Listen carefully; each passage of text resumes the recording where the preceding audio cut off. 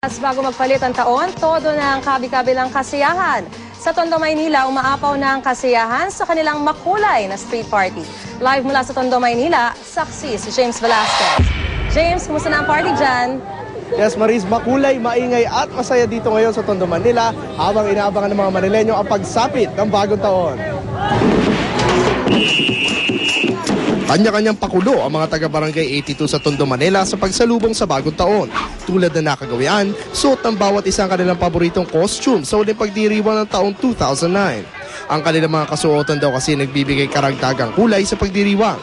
Walang humpay na sayawan at kantahan ang inabutan ng GMA News sa Velasquez Street. Bata man o matanda, bigay todo sa indakan. Pinagsasaluhan naman nila ang handang medianoche na fried chicken, spaghetti at bilog-bilog na prutas. Walang tigil din ang mga nagpapaputok para umano itaboy ang mala sa kanilang lugar at magbigay liwanag sa gabi. Minu-minuto, sari-saring kulay ang gumuguhit sa langit na siyang ikinatutuwa ng mga manonood. Nag-iingat naman daw ang mga taga Velasquez Street tuwing nagpapaputok. Pero alinsunod na rin sa payo ng Department of Health, mas minabuti ng mga batang ito na magtorotot na lamang.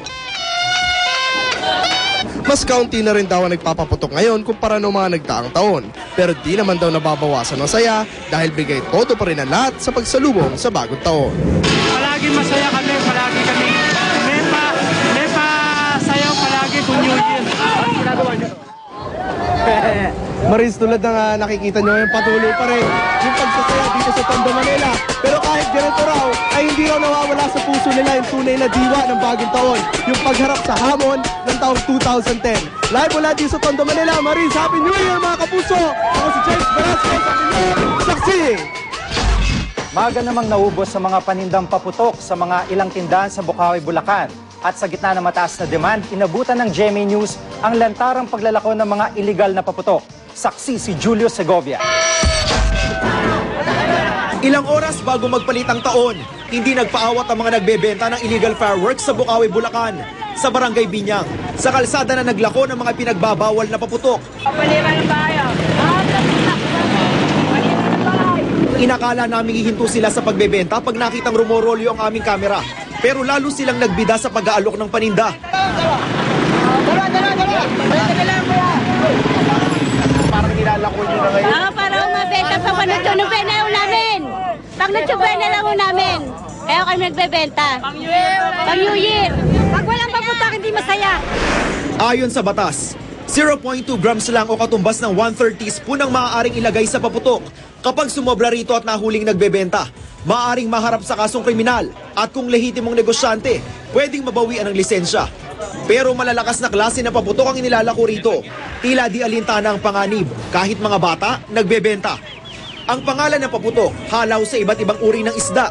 Depende sa laki ang presyo. 180 pesos ang 100 piraso ng plapla, 15 pesos ang piraso ng kabase, 50 pesos naman ang tuna at ang dugong 180 pesos. Bumubura ng barangay. Bumubura ng barangay. Nanganganib din, baka mawala ng daliri. Mag-iingat na lang, hindi ko na lang hahawakan. Sintihan ko na lang ng stick. Nahinto lang ang kanilang paglalako nang dumating ang police mobile. Pakiyawan naman ang bentahan ng paputok sa Barangay Turo. Kahit paulit-ulit ang paalala ng mga kinaukulan na huwag magpaputok, tila nakasanayan na talaga ng mga Pinoy ang maingay na pagsalubong sa bagong taon. Ang ilang tindahan nga, said ng mga stante. Maganda ang bentahan ngayon at maraming namili. Siguro pampalis ng malas dinararas natin ngayong mga nagdaang kalamidad. Siguro para mawala. Ako si Julio Segovia, ang inyong saksi. Sa iba pa rin balita, naging madalang pa rin ang mga aktibidad ng Bulkang Mayon. Pero ang FIVOX ayaw pang magpakasiguro na hindi na magaganap ang isang malakas na pagsabog. Live mula sa Legazpi City, Albay, saksi si Ruth Cabal. Ruth? Maris, patuloy nga ang mas mahinang volcanic activity ng Mayon, kaya naman ang FIVOX mas pagtitibayin daw kanilang pagmomonitor sa mas malakas pang explosion na inaasahan nila na posibleng mangyari kasunod nga nitong pananahimik ng bulkan. Sa loob ng nakaraang 24 oras, walang nangyaring ash explosion. Nasa 10 ang volcanic quakes at 44 ang rockfall-related events. Pero bahagyang tumaas ang sulfur dioxide emission, indikasyong aktibo pa rin ang magma sa loob ng Mayon. Kaya naman nananatili pa sa alert level 4 ang status ng Mayon. si Veronica Perez na nakilalang Lola Mayon. Nadatnan pa namin sa bahay niya sa Barangay Buyuan, sakop ng 6 to 8 kilometer danger zone. Nakaligtas na kasi siya noong 1993 sa bagsik ng bulkan.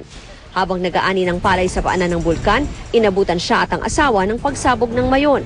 Nasawi ang asawa niya at swerteng ang mga peklat na ito lang ang naiwang bakas ng sinapit nila sa bulkan. Ang nasa likuran niya parang sinadya pang ang hugis Mayon. May kakaibang pagpaparamdam daw ang peklat ng ito kapag nag-aalboroto ang bulkan. Parang hapdi, tapos init. Tuwing kailan po nararamdaman niyo yun? 1 week before eruption.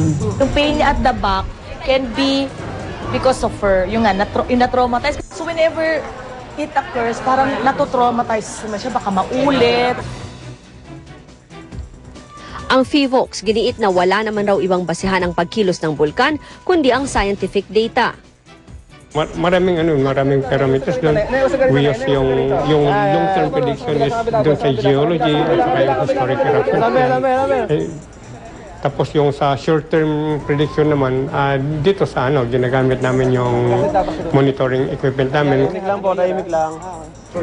Paris, dito nga sa view deck sa Linion Hill ay may mga ilang pamilya pa rin. Dito na daw sasalubungin ang bagong taon para makita yung kakaibang fireworks ng Mayon Volcano. Happy New Year sa inyo dyan. Mula dito sa Legazpi City, Albay, ako si Ruth Cabal, ang inyong saksi. Samantala, kaisa rin nating lahat ang mga residenteng napilitang lumikas dahil sa pag-alburuto ng Mayon Volcano. At live mula sa Legazpi City, Albay, saksi si Cedric Castillo. Happy New Year, Cedric! Yes, Jiggy, dito sa kinatatayuan ko, bawal ang paputok. Gayunpaman daw, maingay pa rin sasalubungin ng mga taga Legazpi City ang pagpasok ng bagong taon. Torotot, kaldero at bote ng mineral water. Yan ang ipansasalubong ng mga evacuee sa Bagong Bayan Central Elementary School sa Legazpi City. Dahil tuluyan ang ipinagbawal sa loob ng mga evacuation center ang pagdadala ng paputok. Kanina nag-surprise inspection ng Bureau of Fire Albay pero wala namang nahulihan ng paputok. Lapit-lapit yung baga dyan sa bintana. Bawal yan. Maaga rin ipinamigay ang libreng medianoche sa mga evacuee. Bagamat limitadong biyaya ang naibigay sa mga evacuee, malayo na rin daw ang mararating nito. Baka sa susunodong araw hindi na kami bibigyan. Hindi naman may kakila ang lungkot ng ibang residente. Sa tila patong-patong daw kasing suliranin, halos nakalimutan na raw ng iba na mamaya, bagong taon na. Wala, parang wala talaga. Wala lang. Mahirap ang kalagayan namin dito. Hindi yung full celebration talaga. Sa loob ng danger zone, nagmistula namang ghost town ng ilang lugar. Abandonado na ang mga bahay, putol na rin ang kuryente. So pag wala naman akong pinutulan ng kuryente, dahil wala naman tao talaga doon dapat. Para naman mailagay po sa isip nila na mas importante po ang buhay nila kaysa mga ari-arian nila.